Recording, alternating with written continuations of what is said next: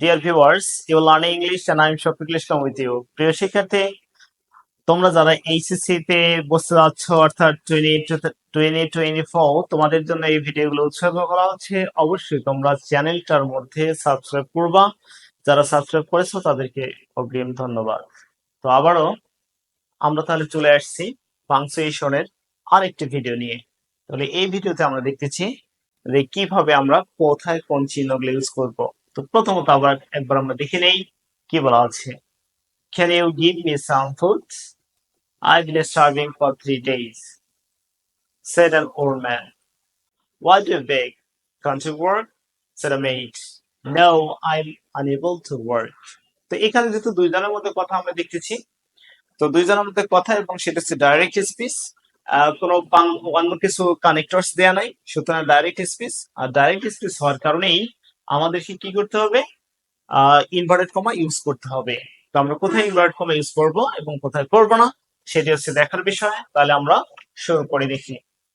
প্রথমত দেখো কি বলেছে, can you give me some food. যেহেতু সেন্টেন্সটির প্রথমে রিপোর্টিং ভার্ব নাই, পরে দেয়া আছে, তাহলে শুরুতে আমাকে ইনভার্টেড কমা ইউজ করতে হবে। সো আমি ইউজ করলাম ইনভার্টেড কমা। এরপর সিটা বড় হবে, যেহেতু ক্যান প্রথমটা আমরা জানি ইনভার্টেড কমার ভিতরে হচ্ছে প্রথম অক্ষরটি অলওয়েজ ক্যাপিটাল হয়, এই কারণে আমরা এখানে ক্যাপিটাল চিহ্ন ইউজ করলাম। ক্যান, তারপর কি আছে you, can you give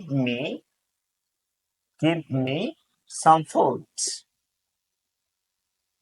some food.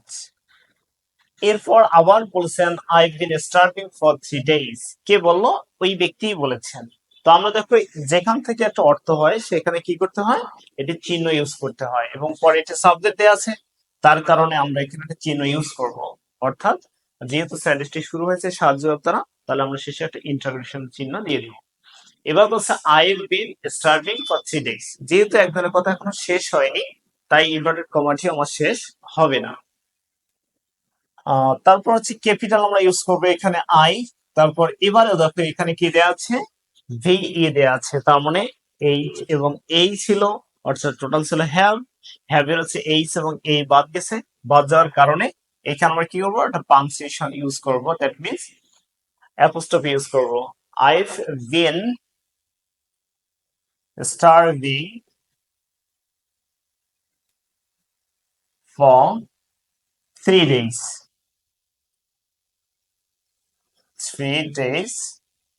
এবার কোন সেন্টেন্স দেখো তো, পরের অংশটা ছিল অ্যাসার্টিভ, কেন সাবজেক্ট দ্বারা শুরু হয়েছে। আমরা জানি সাবজেক্ট দ্বারা শুরু হলে সেটা অ্যাসার্টিভ সেন্টেন্স হয়, যার কারণে এখানে কমা দিয়ে ইনভার্ট কমাটা ক্লোজ করতে হবে। সেড অ্যান ওল্ড ম্যান, এখানে ফুল স্টপ। এটার কথা এবার শেষ হয়ে গেল। তারপর কি বলছে, ওয়াই ডু ইউ বেগ, আপনি কেন ভিক্ষা করেন। সো ওয়াই, এবার আবার কি করবো, ইনভার্টেড কমা শুরু করবো, কারণ আরেকজনের কথা শুরু হয়ে গেছে। সো প্রথম অক্ষরটি আছে ক্যাপিটাল, হয়ে যাবে ওয়াই ডু ইউ বেগ।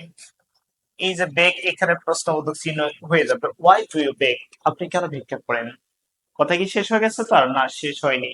আবার বলেছেন can't you work, can't you. এখানে দেখো আবার কি হয়েছে, একটা অক্ষর বাদ গেছে, ও বাদ গেছে। তা আমরা জানি ও যেহেতু বাদ গিয়েছে, তাহলে প্রথম অক্ষরটি ক্যাপিটাল লিখবো, তাহলে এখানে অ্যাপোস্ট্রফি চিহ্ন বসে দেবো। কান্ট ইউ ওয়ার্ক, আপনি কি কাজ করতে পারেন না। বলার পর কি হয়ে গেল, শেষ হয়ে গেছে এখানে, যার কারণে আমরা কি করলাম, প্রশ্ন চিহ্ন ইউজ করলাম। এবং সেড কত দেওয়া আছে, সেড আ মেড, আমরা লিখলাম সেড আ মেড। বলার পর সেখানের কথা শেষ না। এবার বলেছে no I am unable to work, না আমি কাজ করতে পারি না। তাহলে আবার কি আরেকজনের কথা শুরু হয়ে গেছে, আবারও ইনভার্ট কমা শুরু হবে। সো আই ক্যাপিটাল ইউজ করবো আমরা। তারপর এখানেও বাদ গেছে, কি বাদ গেছে, এই বাদ গেছে। কথাটা ছিল আই অ্যাম, তাই না।